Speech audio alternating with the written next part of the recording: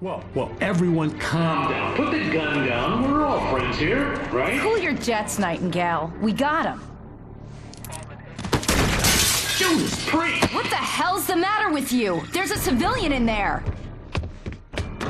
Previously on Alan Wake, Alice has been kidnapped. Alan, please help me. Alice? You'll do exactly what I say if you ever want to see your wife again. I can't tell anyone except my agent Barry. Damn it, Barry, they'll kill her! You're my best friend, and I'm worried that you're not right in the head. The ransom is a manuscript I supposedly wrote that's coming true before my eyes. It happened just the way it was on that page. So dark. I have found only a few scattered pages. I want the entire manuscript. The deadline is in 2 days. I found Mr. Wake's pages. Good girl. How the hell did she get her hands on the manuscript anyway? I don't know. She's resourceful. I told you you were too hard on her. Listen, I found out all sorts of interesting stuff while I was digging around. Yeah.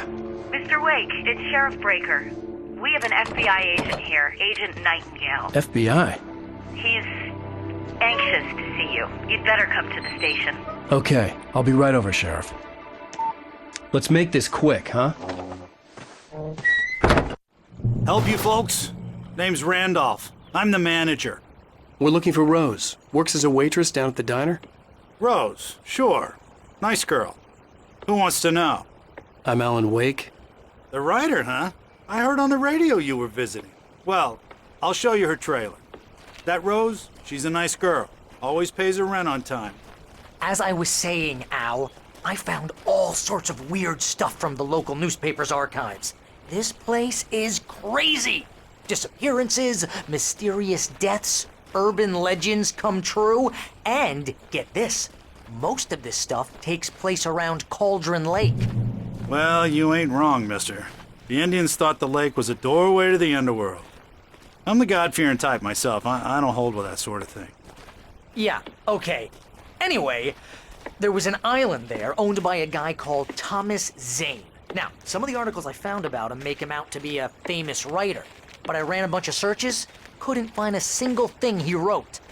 Zane was heavily into diving, so much so that the place came to be called Diver's Isle. But the volcano under the lake erupted in 1970, and Zane went down with the island.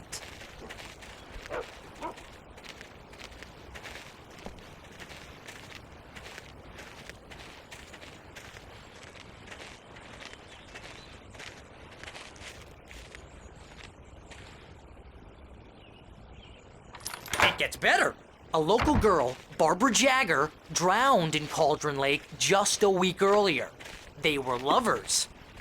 Sure, Jagger's a local spook story. The Scratching Hag comes for you in the dark.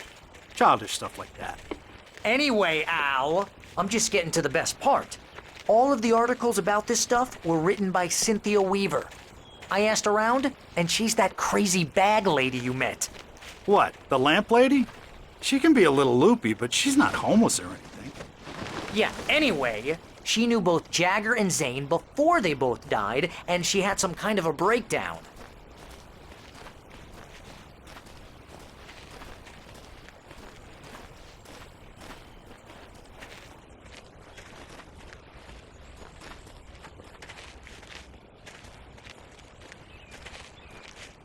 Well, mister, this here's Rose's trailer. You mind me asking what you want with her? We're just here to talk to her, pal.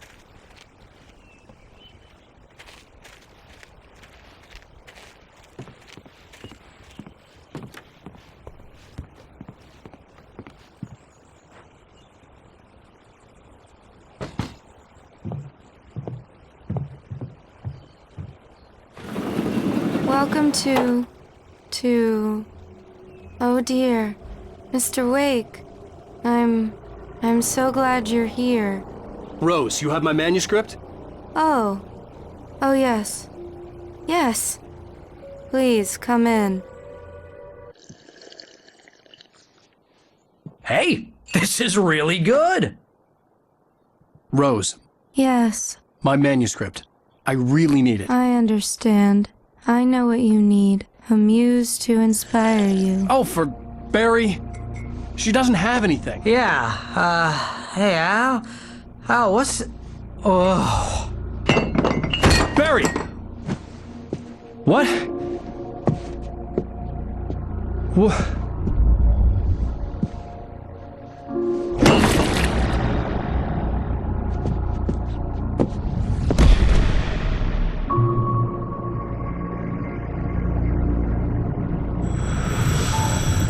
It's coming for you, hiding in my barber's skin.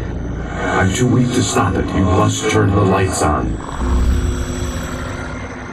I promised I'd come visit you and your lovely wife. You must finish what you started. I insist. You must turn the lights on. Turn the light on. Back to work, boy.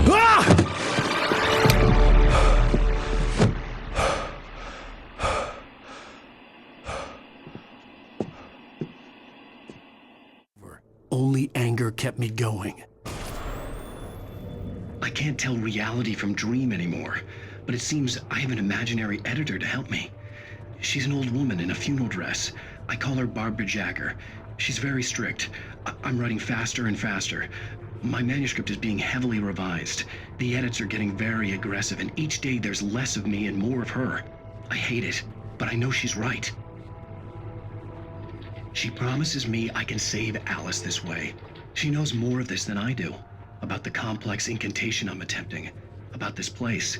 She's worked with another writer under similar circumstances, Thomas Zane. The genre of the story seems to be shifting. It's turning into a horror story. I'm getting close. I can feel it.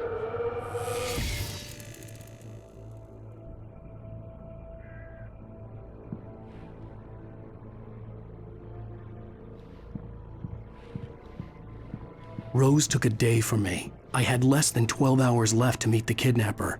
All I could do was get Barry into the car, work something out once I got on the road.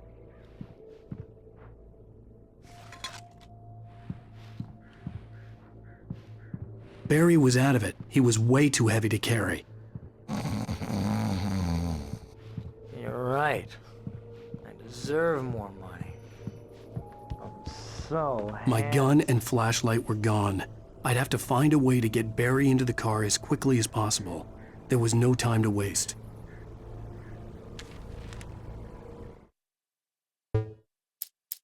Mr. Randolph liked Rose.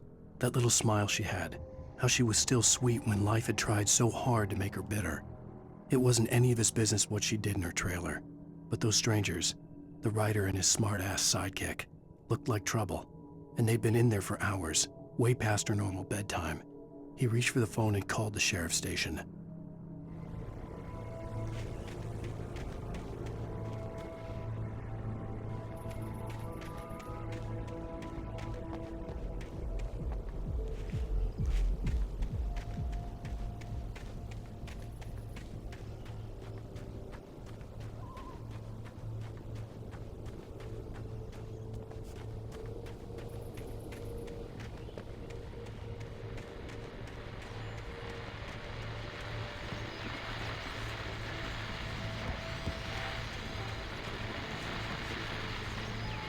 I just stepped outside to catch a breath of fresh air, and let me tell you, the weather's getting heavy.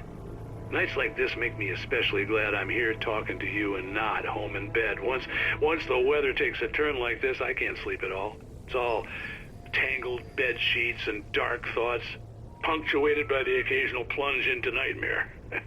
Is it just me? Well, perhaps it is.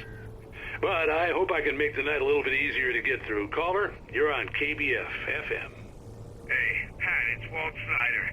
What's on your mind, Walt? Well, I am the way you are, but, well, I can't sleep either, you know? I just been staring out the window here, trying to make sense of it all, but,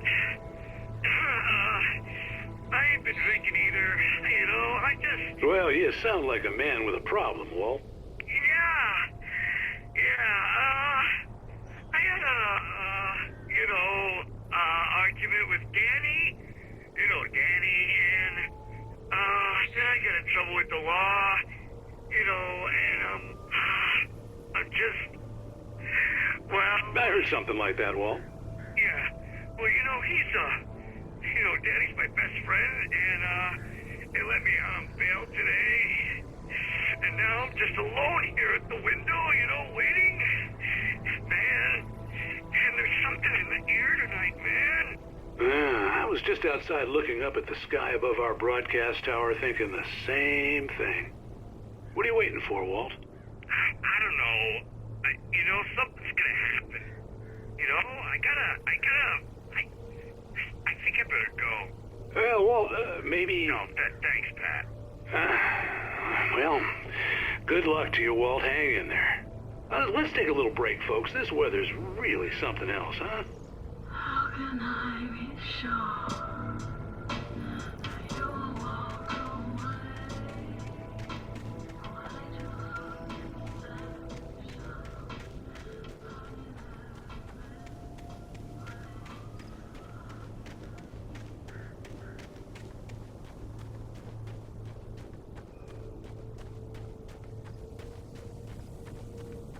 Oh, you're gonna get it now. God knows what you've done to that poor girl. This is Agent Nightingale, FBI! Get him up, Hemingway! You're under arrest! You move a muscle, I'll unload right in your goddamn face! Stay right where you are, Slane!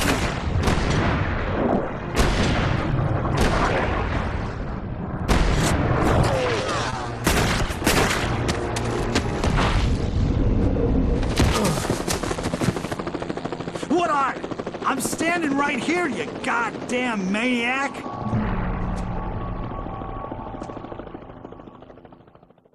I hated to leave Barry behind, but there was no way I'd miss my appointment with the kidnapper. Give it up, Mr. Wake! Come on! Make it easy on him! Get after it! Don't let him get away! Move it! Move it! Move it! I'll have you shot if you let him get away!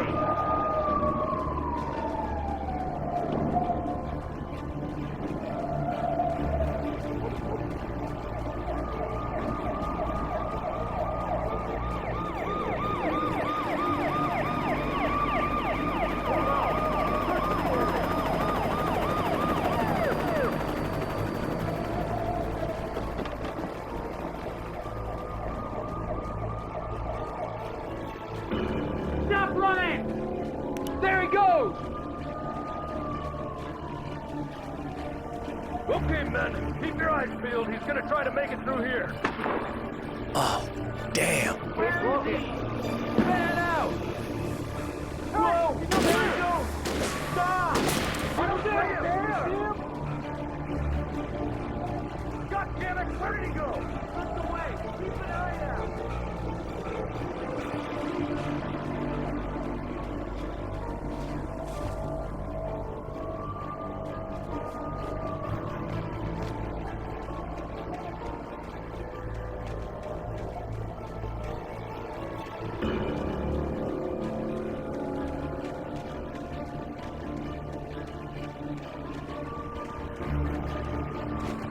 He's gone!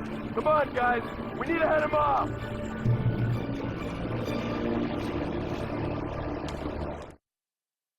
For decades, the darkness that wore Barbara Jagger's skin slept fitfully in the dark place that was its home and prison. It was hungry and in pain. It dreamed of its nights of glory when the poet's writing had called it from the depths and given it a brief, terrible taste of power and freedom. The rock stars had stirred it from the deep sleep the poet had sunk it back to in the end. When it sensed the rider on the ferry, it opened its eyes.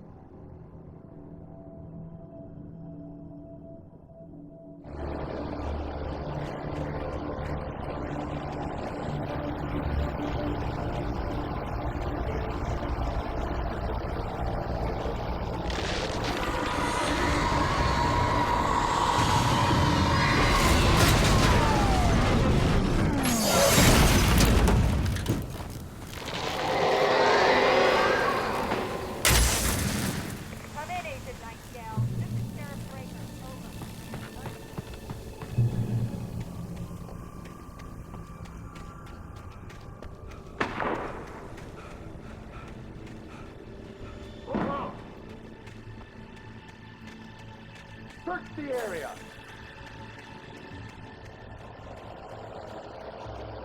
Stay sharp! This way! Over here!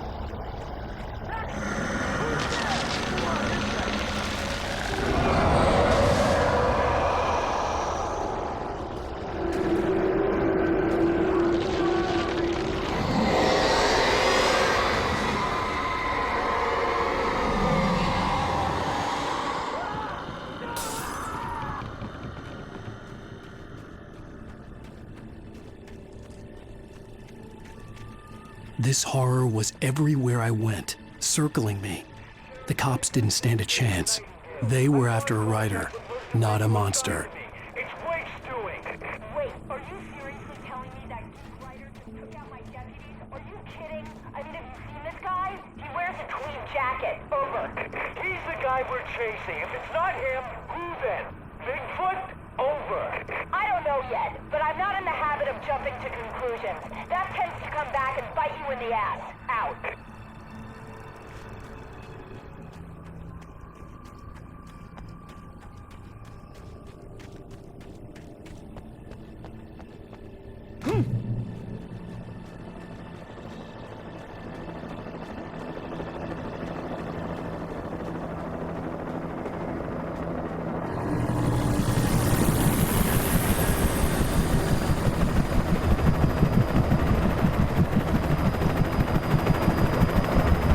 You on the ground.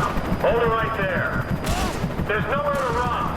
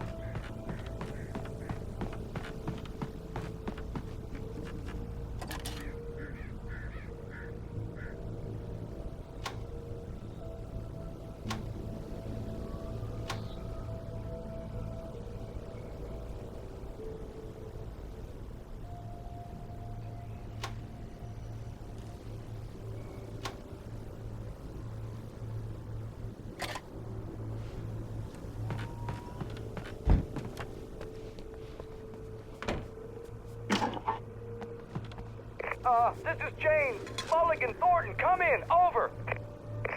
Thornton here. James, we got both Wheeler and Rose in custody. They didn't put up a fight or anything. Why, they were... Hey, what you... Come on! Sit down and give me that. James, Mulligan here. Over. Go ahead, Mulligan. Over. We got Wheeler and Rose here. Wheeler's drunk or hopped up on something. Speaking of which, that Fed had a pretty distinctive whiff of Otis Scotch about him, if you know what I mean. Over. I don't have anything on that, Deputy Mulligan. Over. Well, whatever. Anyway, Rose is just being plain weird here. You better get Doc in to take a look at both of them. Over. Gotcha. You better get them here quickly. The, Fed's gonna want to interview Wheeler. Over. Oh, yeah, I'll bet he does. Looks like they have a lot in common. Mulligan out.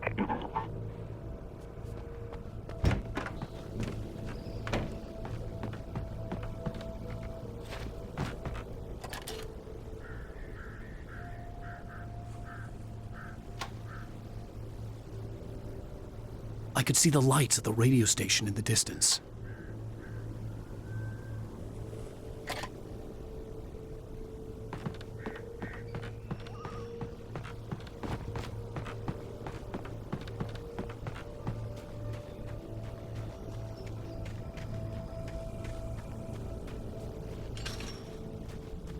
I imagined that the broadcast tower in the distance was part of the local radio station. Maine seemed like a decent guy. Perhaps he could give me directions to the coal mine.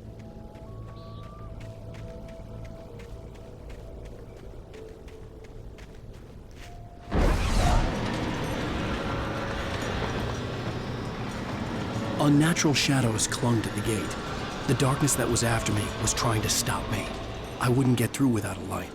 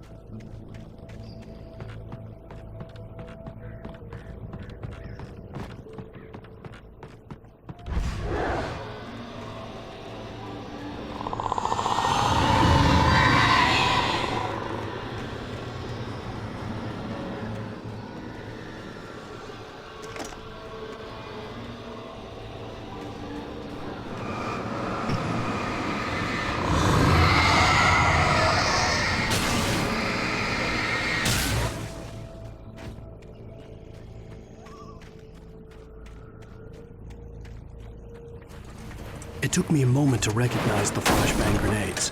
They were an ideal weapon for my situation. Team 1, come in. Over. Team 1, this is Sheriff Breaker. Report. Over. Team 2, come in. I need a report. Over. Come on, guys. Talk to me. Come in, please. Over.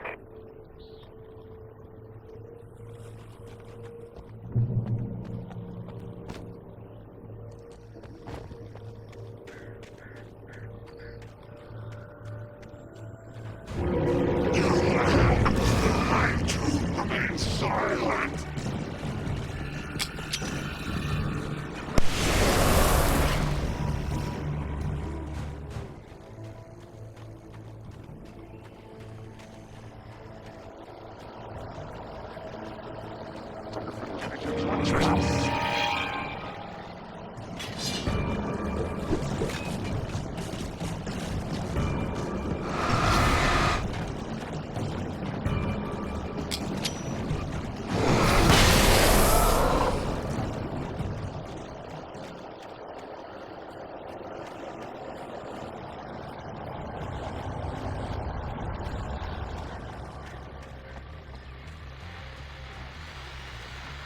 And here's another call. You're on KBF-FM with Pat Maine. It's Milt Peabody, Pat. What's on your mind, Milt? Well, I live near the trailer park, Pat, and there's a big ruckus going on over there. Well, that's just up the road from me, too. What's going on, do you know? I don't know, but there's a bunch of police cars there, lots of sirens, a helicopter buzzing around, and I think I heard some gunshots. Gunshots? Yes, sir, like from a pistol. So can you find out what's going on? Because it's just next door and they're popping off guns there. They're still shooting? No, it was maybe 10, 15 minutes ago. It sounds serious, Pat. I'm telling you, it don't sound like no party. Well, I'm certainly going to give the station a call, Milt. Okay. You'll hear it here as soon as I hear from them. Okay, thanks.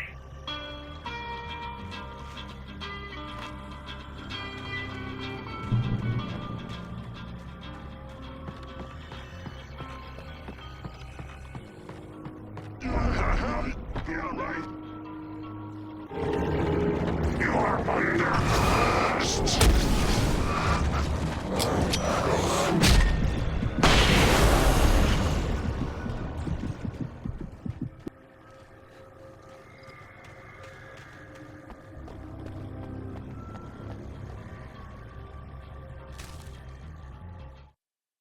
Touched by the dark presence, Rose was lost in a dreamland where everything was drawn in black and gray crayons. The old lady had promised her that all her wishes would come true.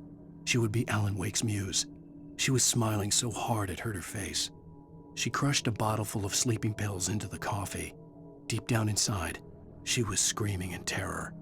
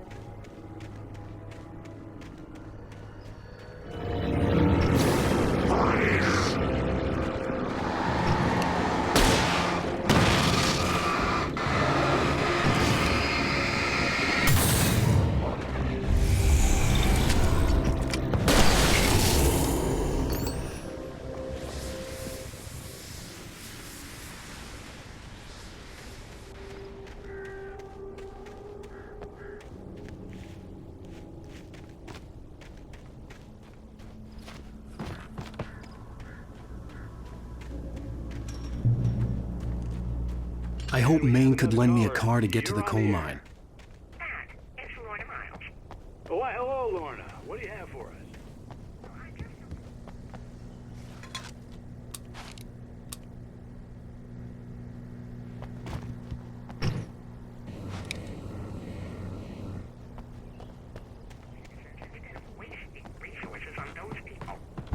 Well, let the trash sort themselves out. I'm sorry, but my granddaddy settled in Bright Falls in 1911. well, thank you very much for that compassionate viewpoint, Lorna. How can I be sure?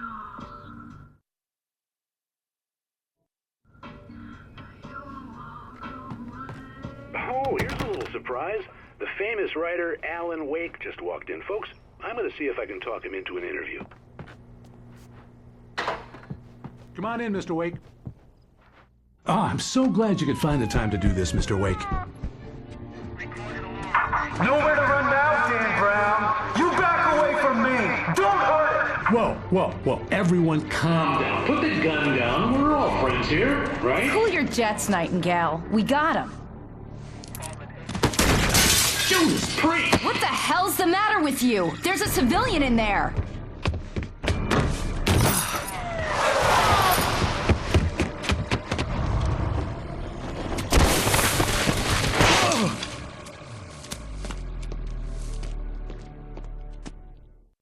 I'll get you yet, even if it kills me. You hear me? You hear me, H.P. Lovecraft? I had fallen off so many cliffs it was ridiculous. That's what you get for naming a book The Sudden Stop. It was probably good I hadn't had the chance to tell Maine where I was going. I'd have to lose the cops and find my own way to the mine.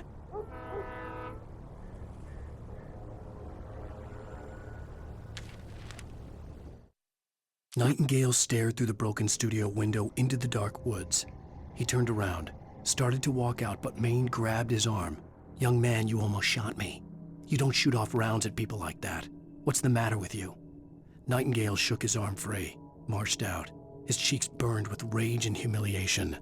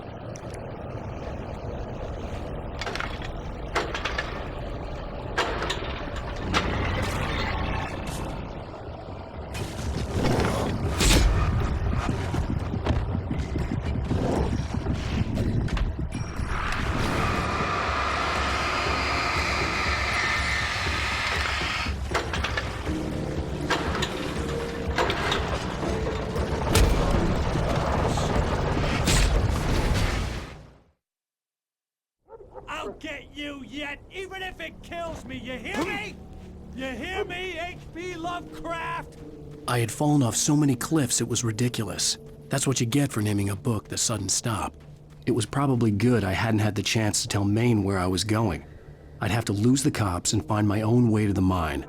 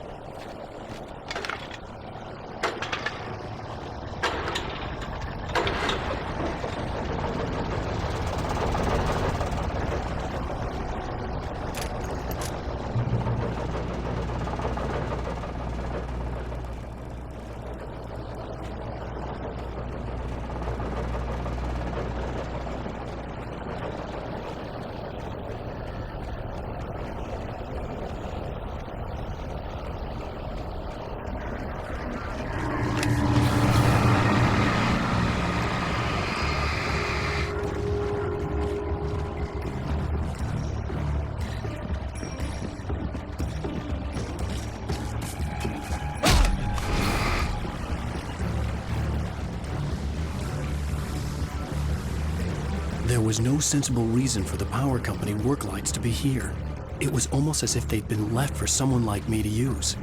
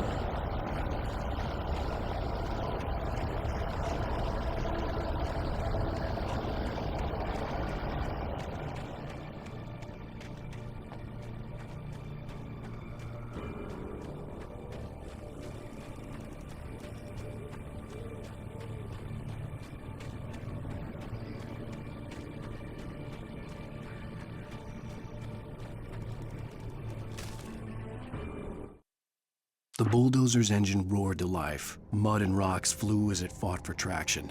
It crashed through the concrete wall and landed heavily in the yard. If it were an animal, it would have shaken its head after the impact, fixed its eyes on me, and charged. Of course, it had no head, nor eyes. Shadows crawled on its form, twisting it into a monster. Then, it came for me.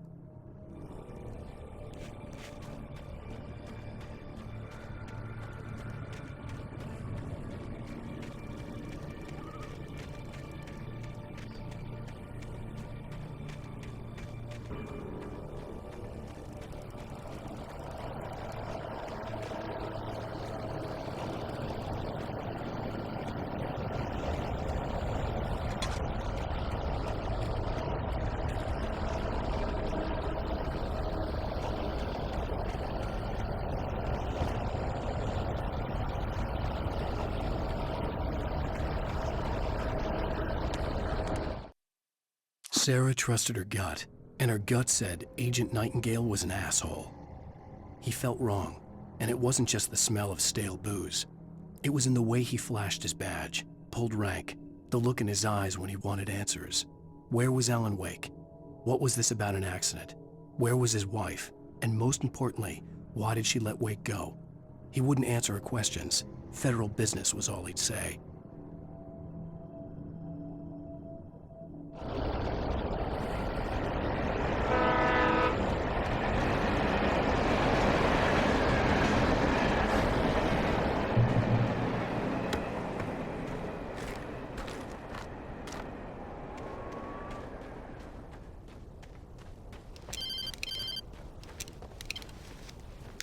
Hello? The most stubborn man I've ever met. Alice? Alice? Alan. Alan. I'm so afraid. It keeps me in the dark. Please help me. I look at you, Alan, and it's not you. Something else. Looking out from behind your eyes. Alice, I'm here. I'm so alone here. It's all gonna go to hell. You need to be careful. Cooperate. The connection had been terrible, but that wasn't the only thing that hadn't been right with the call. She sounded wrong somehow, but she had called me. The pipe wrenched itself loose from the bridge's steel framework. Wrapped in darkness, it floated in midair, twitching. For a moment, I didn't understand what I was looking at. The heavy object lurched at me with impossible force. I threw myself out of the way, but just barely. When I turned my flashlight on it, it shook in a dark rage before it flew at me again.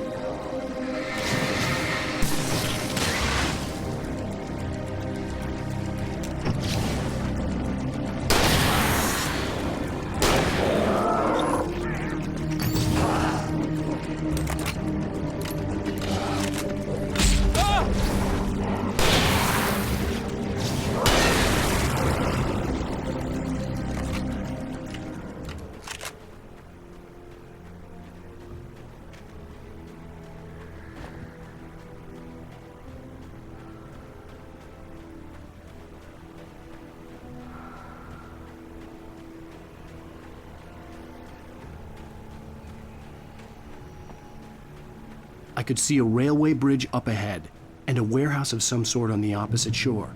I hoped I could find a car from there.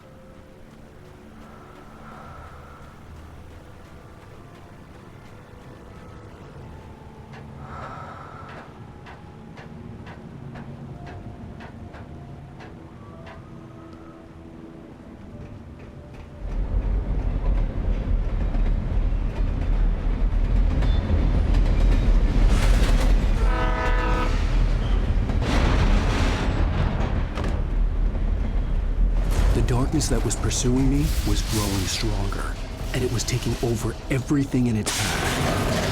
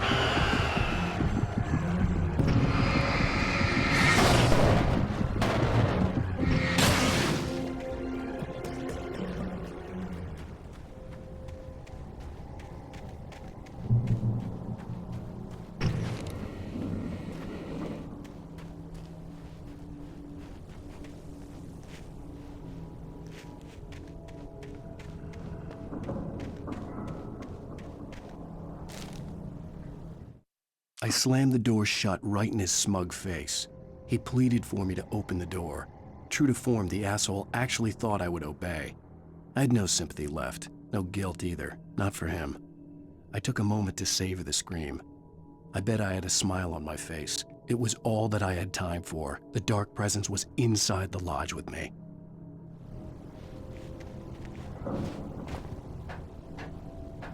As a teenager, just starting to get interested in writing, Stephen King had been a source of inspiration to me. I thought about all the inanimate objects that had come to life in his books. No one is safe in a good horror story. Certainly not the protagonist. That's what makes them fun. This was anything but. The darkness could possess anything, and it was getting closer.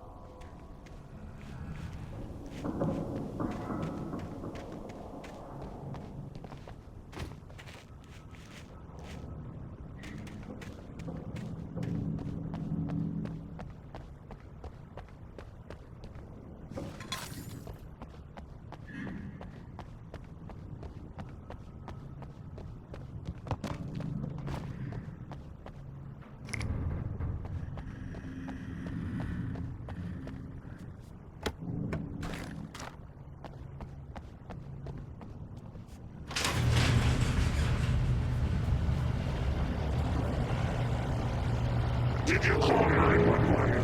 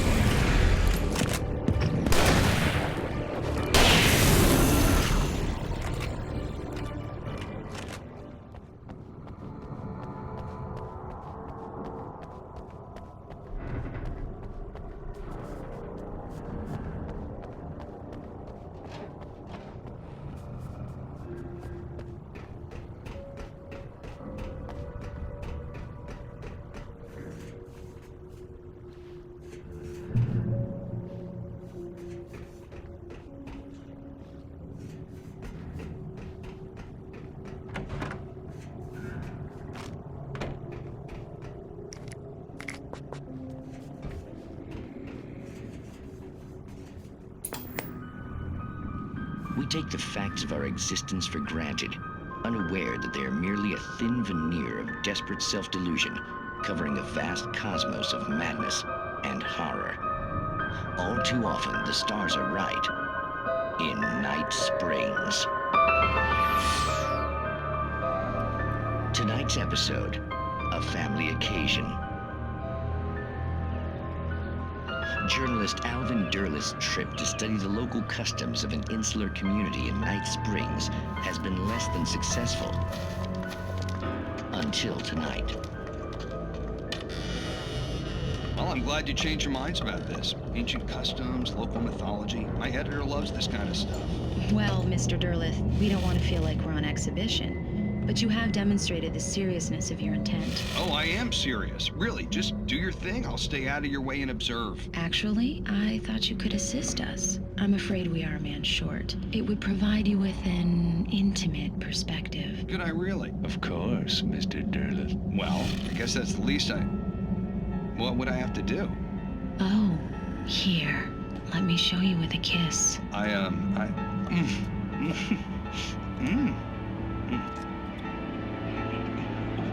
What did you...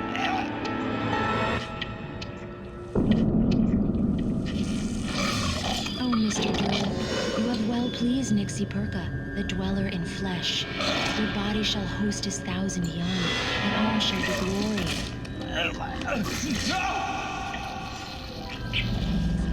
Shh, darling, be calm. Shh. Alvin Derleth learned a harsh lesson.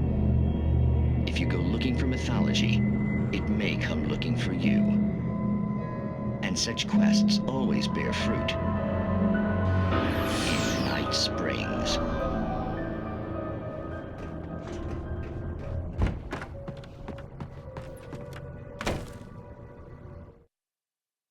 The darkness surged towards me, sucking everything loose from the ground into its depths, tugging at my clothes.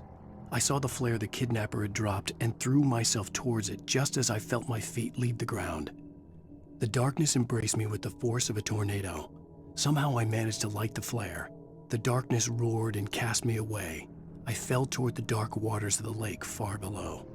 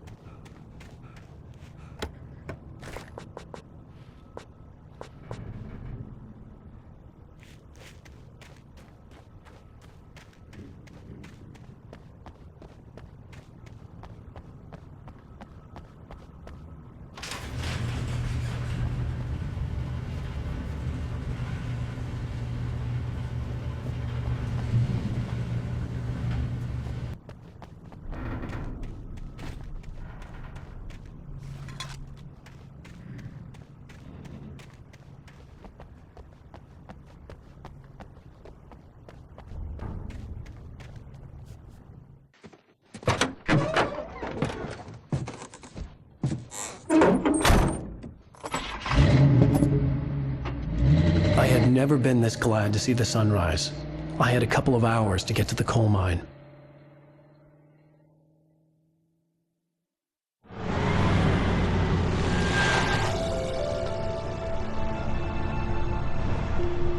The coal mine wasn't far now.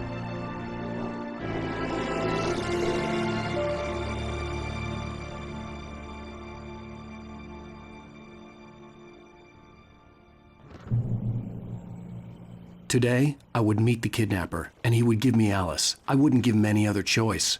A drowning man will clutch at a straw.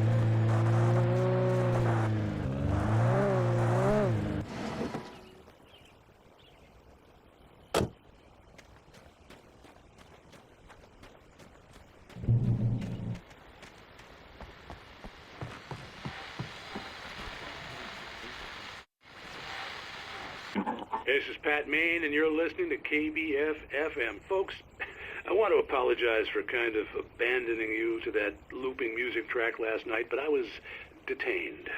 You see, I encountered a big-shot G-man with an itchy trigger finger who could use a lesson in manners and a boot in the ass, not necessarily in that order either. Now, folks, I know I'm not being very informative here, and I apologize for that. I really should just keep quiet, but I'm just so peeved right now, because some people just shouldn't be carrying badges. I'm just glad that our Sheriff Breaker was there to straighten things out. And if someone I met last night is listening, let me just say, I'm sorry if my mouth got you in trouble. I'm pretty sure you're not the bad guy here. Godspeed, son. I hope you know what you're doing. Now, on a lighter note, I'll be talking to Dr. Nelson all morning. But first, a little music.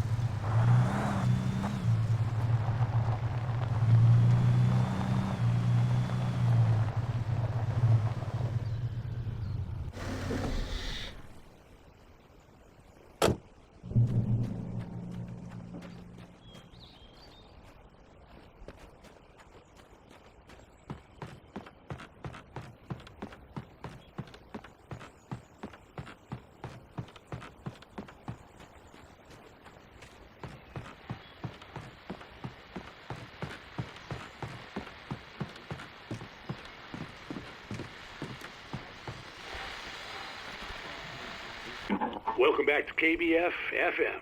Hope you enjoyed that tune. Now, Doc, you were talking about life and finding that special someone, that soulmate. Well, you were talking about that. I was saying I don't buy it. Well, see, to me, that's strange, because I always pegged you as a hopeless romantic. You got me there, Pat. But I think love's where you look for it. And you need to do a lot of looking, sure. But the idea that there's that one special person out there for you, and if you miss that chance, it's gone forever and you're forever incomplete. I mean, isn't that depressing? Or, heck, childish even? Hey, there's plenty of fish in the sea. And apparently a fisherman has a fishing analogy for everything, but what you're saying, isn't that a little harsh? Well, no. What I am saying is that your potential for finding that connection isn't limited to what's essentially a chance encounter. How is that harsh? Yeah, well, I guess that's a nice thought, but let me say something personal here. Okay. Now, well, I don't disagree with you exactly, but I can't really fit that together with what I feel, what I felt for someone, because she was the one. She was. And I let her drift away from me. Maybe I didn't put in the work, I don't know, but, well, since then, and it was a long time ago, but since then there hasn't been anyone, not like her. And I'm not saying I dwell on her or haven't moved on. I like my life. I'm not living in the past, but I do miss the way she completed me. You can't argue with the heart, Pat. I'm sorry, folks. I had kind of a scary experience last night, and let's just say it's shaken a few things loose.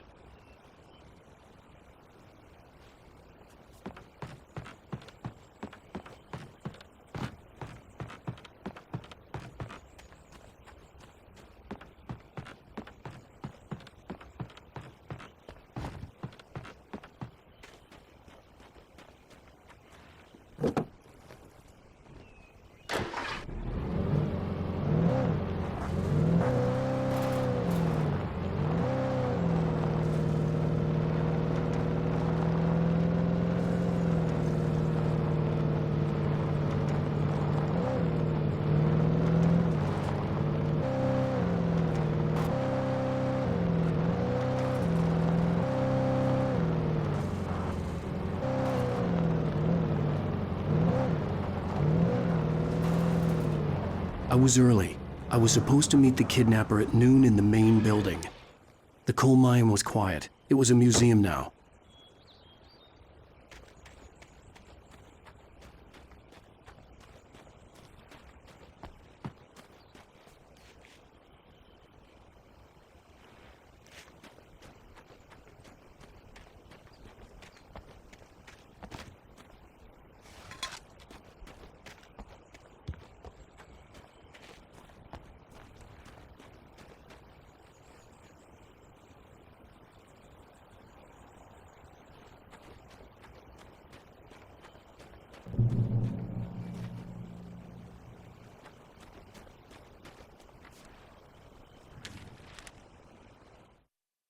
With Nightingale gone and the night wind blowing in through the broken studio window, Maine stared at Sarah. The sheriff looked away. Maine's voice shook with barely controlled anger. That boy's doing more drinking than thinking. I hope you know what you're doing, Sarah. He's got a sickness in his eyes. You take my word for it. He wants Wake for a reason, and it's not for anything good.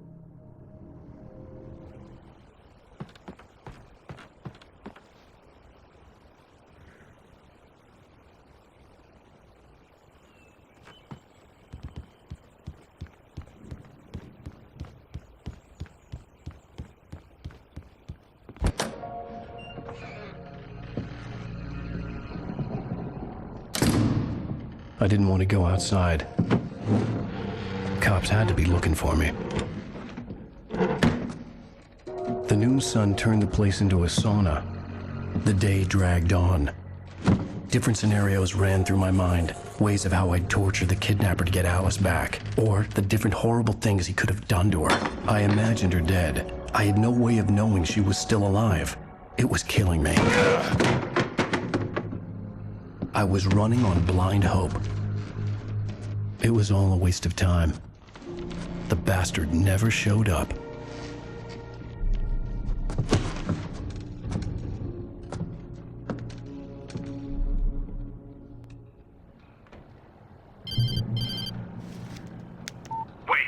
Where the hell are you? Change of plans. You know where Mirror Peak is? It's a big mountain north of where you are. You follow the path from the mine, you can't miss it. There's a lookout point there. I'll be waiting. I'm through being jerked around by you. You want to see your wife alive? Because if you do, you better watch what you say to me. Do we understand each other? I want to talk to Alice. Yeah, and I want the manuscript. Don't keep me waiting, Wake. Hello? Hello! Ah! I'm gonna kill him! I had to get to Mirror Peak.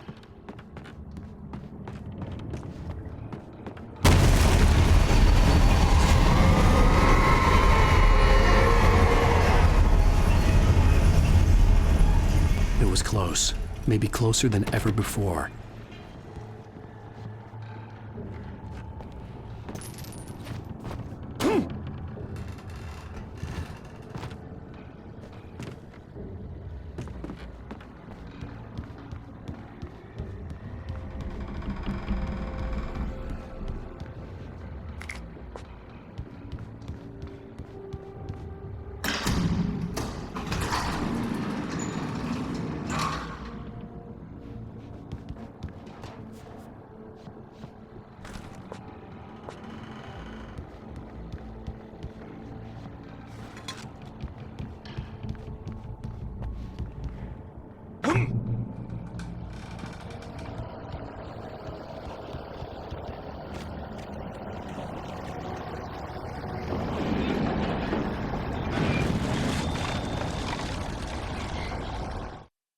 When Thomas Zane fell for Barbara Jagger, it happened fast.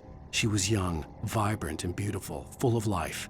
He had never been a very happy man, and without any seeming effort, she had changed all that. Zane felt good for the first time in his life. Everything she did was another piece of a jigsaw puzzle he hadn't even known he'd been missing. And best of all, she made the words flow, strong and sharp. She was his muse.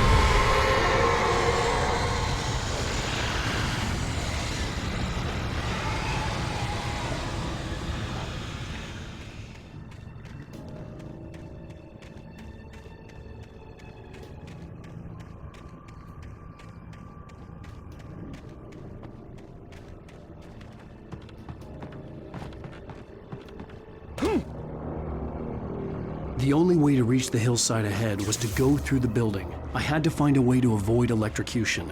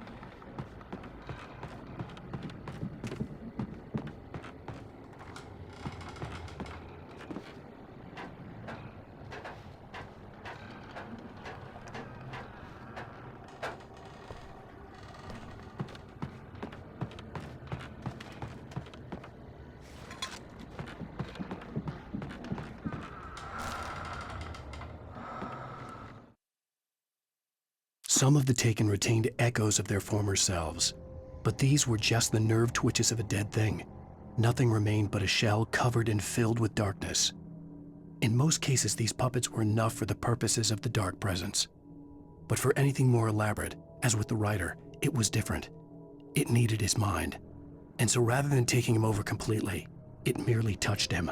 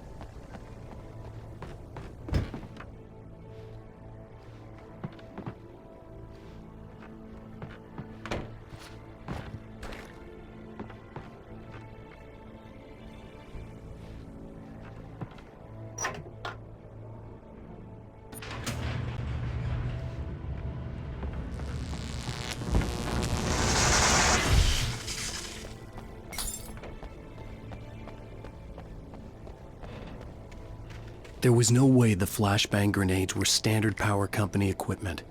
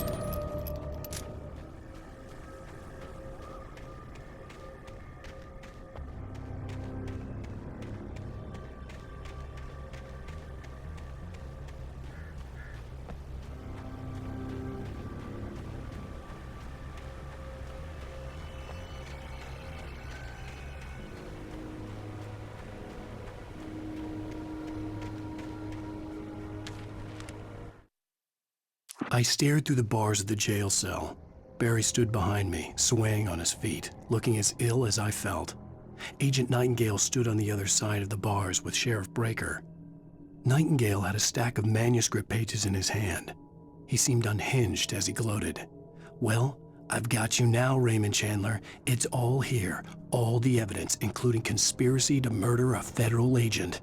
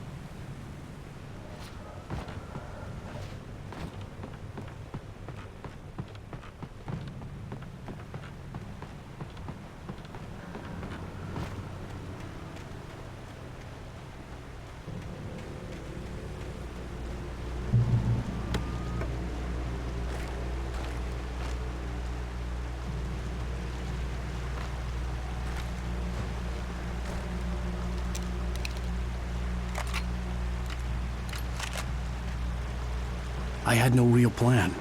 I was going to give the kidnapper all the manuscript pages I had for Alice.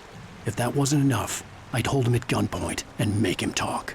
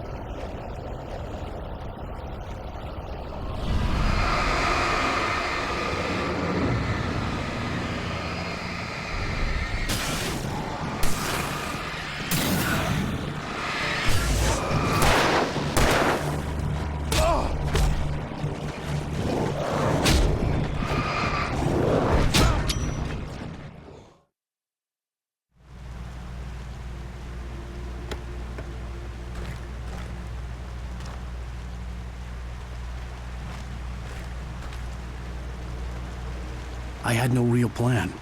I was going to give the kidnapper all the manuscript pages I had for Alice. If that wasn't enough, I'd hold him at gunpoint and make him talk.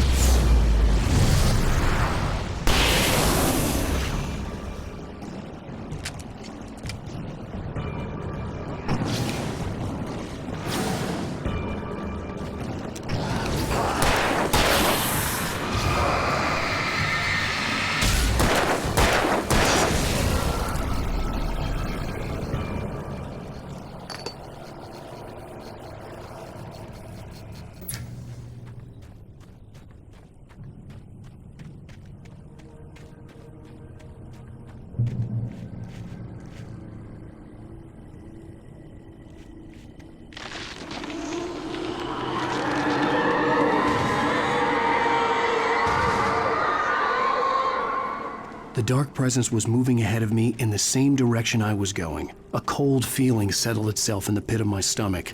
Was it going for Alice?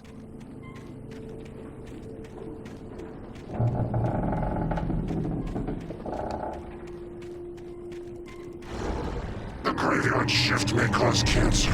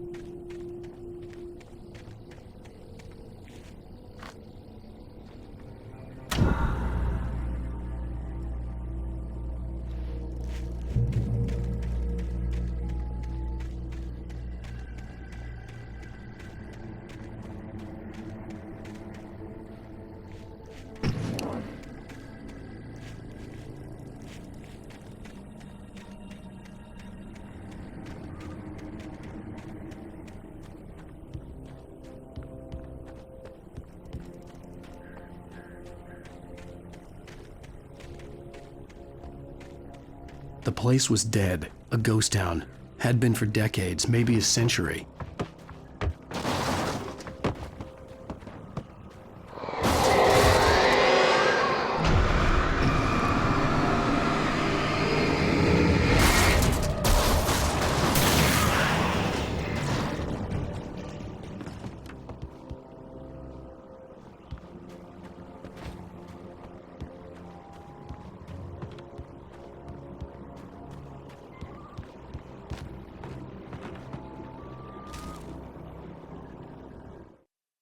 Things were never as simple in real life as in fiction.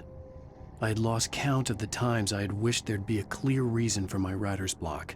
Something to fight, something to lash out on. There wasn't. I was filled with doubt. I was nothing like the hero in my books. Alex Casey had gone through his life with single-minded determination, never wavering from his goal. Even now, I was angry at myself, angry at Alice, angry at Barry. I was fumbling and I had no plan.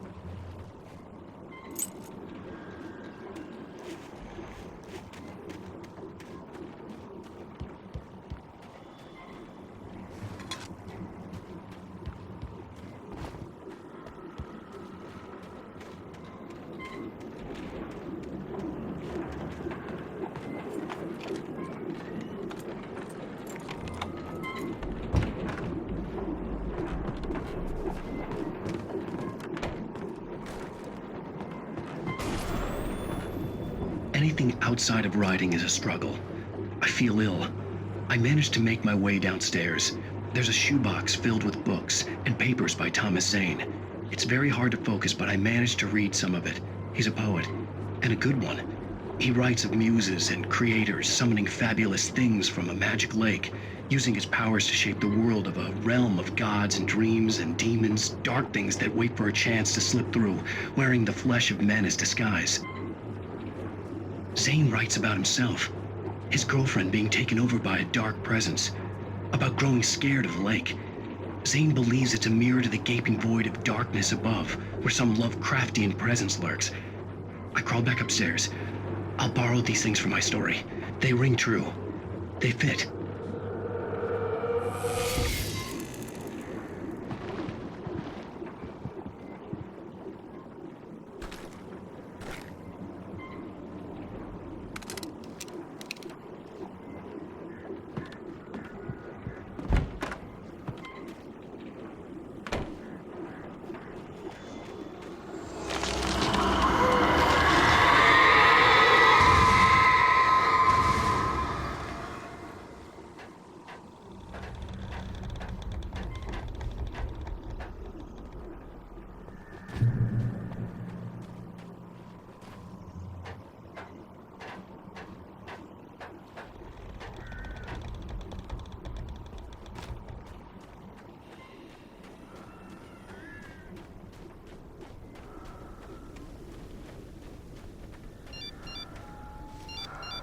The kidnapper had sent me a text.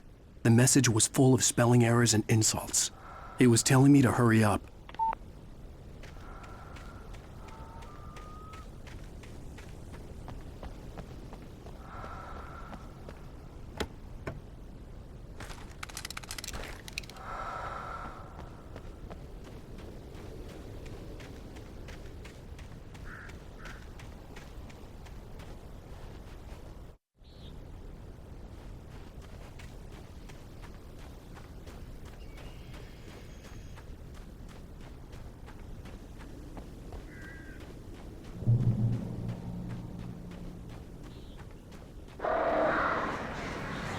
Birds.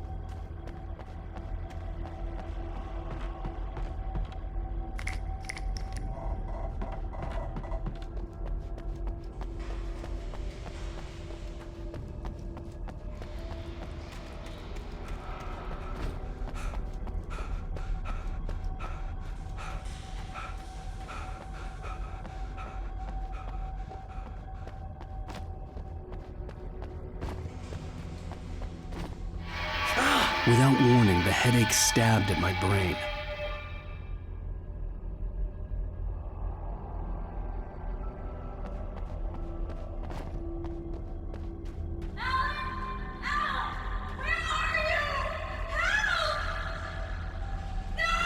Alice? Alice!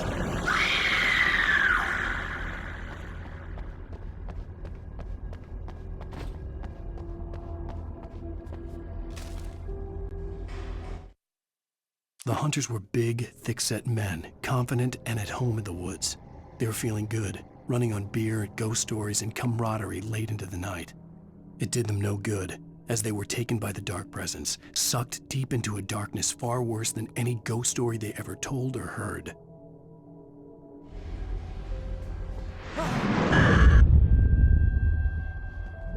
I'm losing it. I gotta get out of here.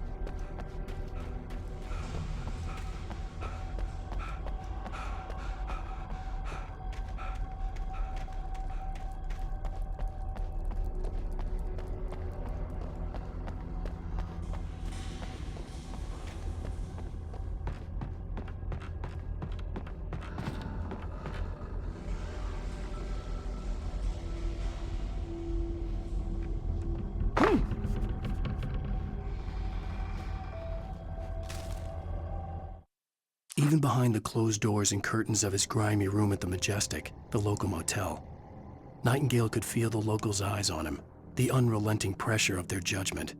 He forced it out of his mind. For all he knew, they could all be under Wake's spell already. You do what you have to do to get the job done. He took comfort from the bottle in his hand. Please, he thought, just let me get through this.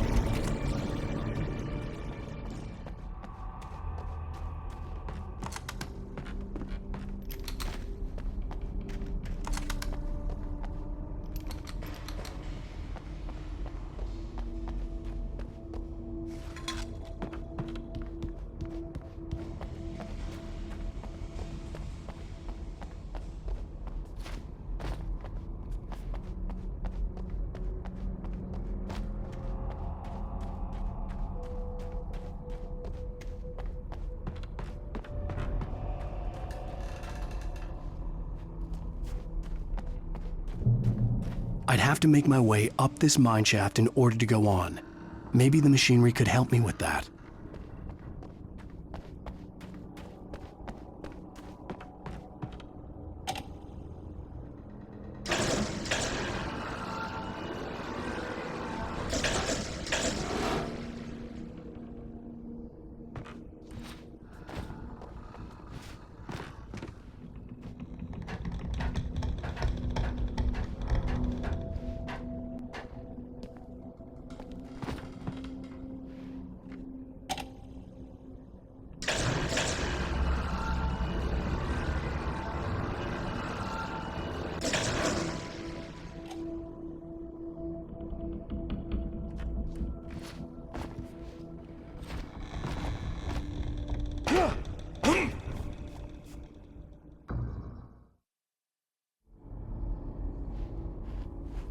I'd have to make my way up this mine shaft in order to go on. Maybe the machinery could help me with that.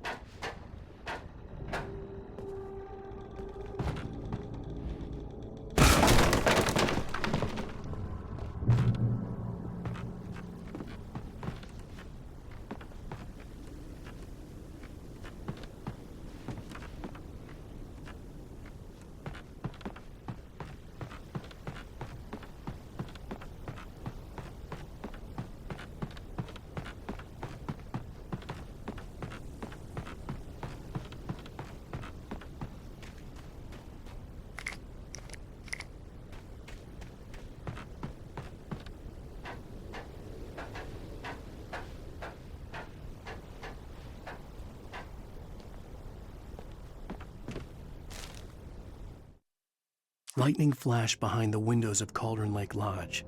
Tor Anderson laughed and held the steel hammer above his head. Nurse Sinclair was trying to calm him down without success. Tor grinned madly and shouted, "My hammer's up. Here's a friendly poke from Molnir, wench." He brought the hammer down with all his might on Sinclair's head. "We're on a comeback tour, baby."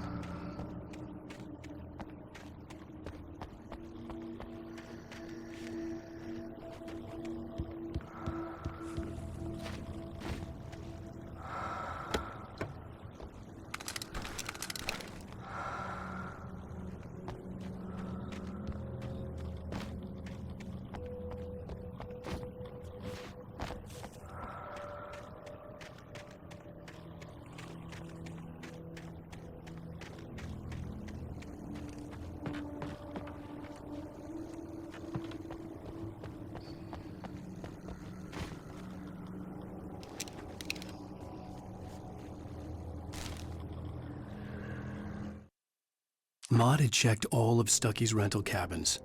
There had been no sign of the Wakes. It was dark when he'd found their car parked at the end of the road by Cauldron Lake. It made no sense. They must have taken a wrong turn, but there was no sign of them, and the car had been there for hours already.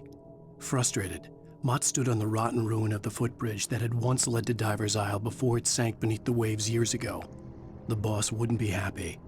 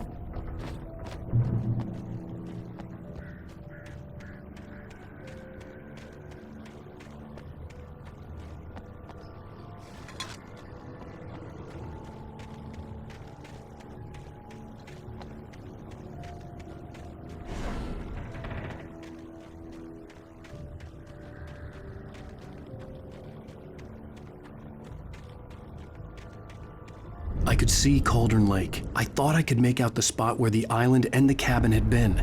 There was a light near it. It had to be a boat.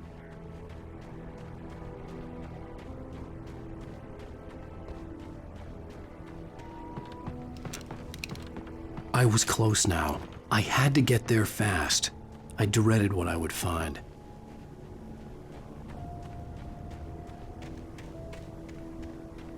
Wait! That you? Wake? Hey, I'm here! I'm coming! No! Get away! I'm sorry. Please, lady. The boss didn't know who he was messing with. I didn't know. I swear I didn't know. We don't have his wife. We don't know where she is. She's probably drowned. We just said we...